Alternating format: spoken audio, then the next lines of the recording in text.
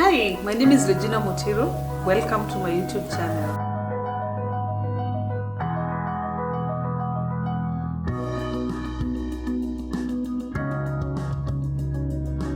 Hi viewers, welcome back to my YouTube channel. I'm so glad that you are here. So today we're going to be responding to some of the questions that you have raised in the last 3 weeks, because we've been doing this series of Saccos with my husband. And so several questions have come up, and to wrap up this series, we're going to be responding to those particular questions. Join us and let us respond to those questions. So Peter, is it possible for an un-Kenyan to join a Sacco in Kenya? I'm not Kenyan, but I want to join a Sacco. Interesting. Yes and no.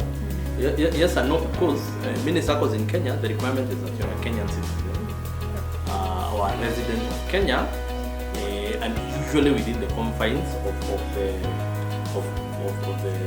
the country.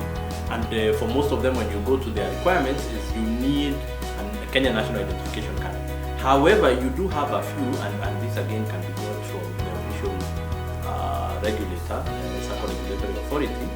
A few Saccos, those which are international in nature, especially for those that target international non-governmental organizations, international bodies like the UN, that do admit foreigners, quote unquote, to Kenyan Saccos. The good news is that you have Saccos in almost all countries. Of course, Kenyans is a bit more developed, but you have Saccos in almost. So my response to that would be, first, check out the Saccos within your own jurisdiction. If that fails, and maybe you have a passion to invest in Kenya, then you can identify a Sacco, especially those that target international NGOs and etc., that target such people and join such a Sacco. So it is possible, but your options are limited, not like the regular Kenya. Okay. Yeah.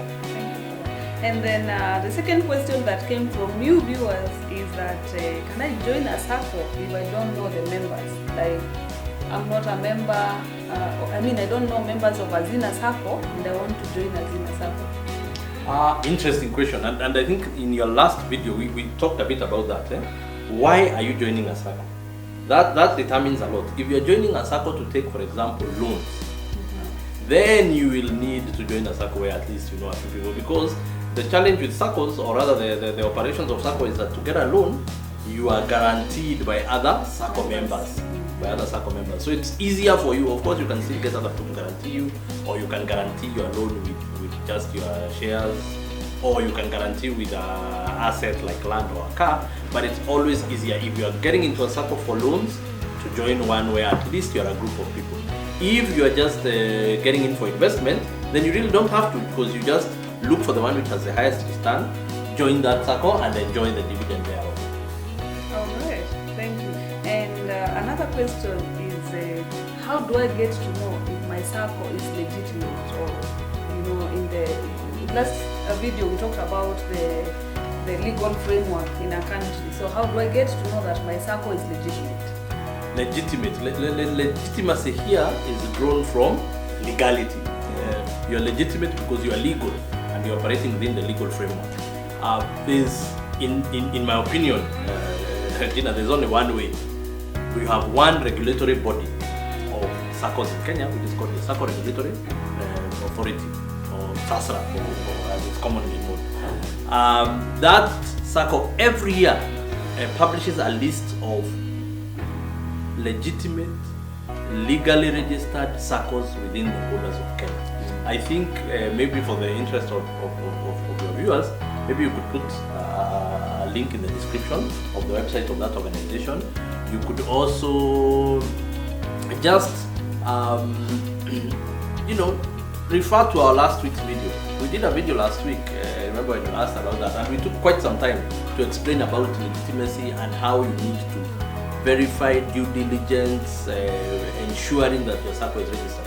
So go to the SASRA website, visit their offices in Nairobi, or even just call them that which is my Sacco registered, is it in good standing, its financials okay. Very important, and again, I think as a starter, don't go anywhere close a Sacco that is not registered. You will live to regret. Okay. Thank you for that, Peter. And there's this question that keeps coming up. It has kept coming up from my first video on defining Saccos and why I thought it was a good idea to invest in Saccos. And it's what is the best Sacco to join? It has come from so many people, and even after our last video, this question has come up again. So what would you say about that? I'll tell you to tell all your viewers to join my Sacco. Anyway, I'm just kidding. The Saccos, for me, it's not which is the best. It is which Sacco meets a certain criteria. Maybe again, Regina, if you would not mind to put in the description below a link to the last video that we did, which had a lot about what you should consider, the legality or the legitimacy of that Sacco, its financials. Why are you joining this Sacco? The professional class or the membership, the target membership of that Sacco. Those are the factors that you should consider, and from that you have a variety. It's much more easier than someone just telling you join this Sacco, because then you will not have done your due diligence. I think that would be important. So the issue is just have a checklist. Why am I joining? And tick. Does this Sacco meet that? Is it legitimate? I'll check with SASA. You tick. Are its financials up to date? You tick. What are its returns? How much dividends have they been paying over the last 3 years? Those are the factors that are key. I wouldn't want, of course, off camera, if anybody wants, I can give you 1 or 2 suggestions, but it would be unfair for me to just point out the Sacco off the cap from now. Okay, and the last question is you give the difference between Sacco shares and Sacco deposits. What's the difference? Very, very interesting question, and it comes a lot. I actually didn't understand that for a long time. When you join a Sacco, you'll hear them telling you that you have Sacco shares and their deposits. The long of it, or the easier way of understanding, is that a Sacco is like a company and it has a share capital. Like, for example, you need to have a share capital of 1 billion. This is the reserves that stay within the Sacco and are required by the regulatory framework of the country. So every time maybe they'll tell you need to buy at least 5,000 shillings. This is, for example, of Sacco shares. Now the main difference is that for your Sacco shares, you can't withdraw. You can only transfer. It's just like in the stock market. You can't withdraw shares that you buy in the stock market. You can only sell them to someone else.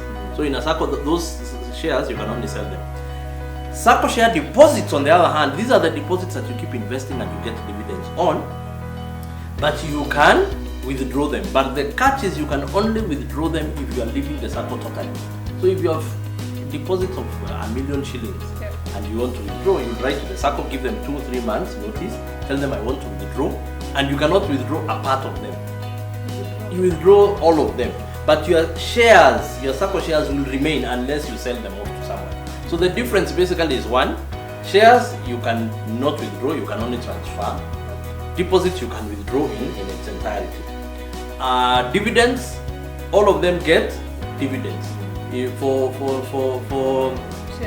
For shares, we call it a dividend on shares. For your deposit, we call it interest on dividends. But basically, the whole point of it is it's all money, so it's all interest that you've got and dividends that you get, and they are usually paid together. I've also seen that with the shares, you get a higher dividend than with the deposit. With the deposits, it's also a way for many Saccos. Their shares they pay more, even in the Sacco that I'm in, and it's a way to encourage members to buy into the Sacco shares, because I know very many people will not want Sacco shares because you can't. So it's a way of encouraging people to buy.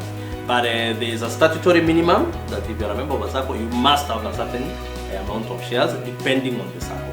Yeah, that's the main difference. Right. Thank you so much, Peter. We really appreciate that you're able to come on board and share this, give us this information, and also explore more about Saccos in Kenya. We appreciate that you've been able to join us in this series. And viewers, thank you so much for joining and for following up and for the comments and the questions that you have raised. So this is the end of this series. Look out for more information about investments and saving, where we'll be joined by not only Peter but another expert in this field. And again, decluttering videos are coming your way soon. Thank you so much. If you have not subscribed, please consider doing so. And kwaheri.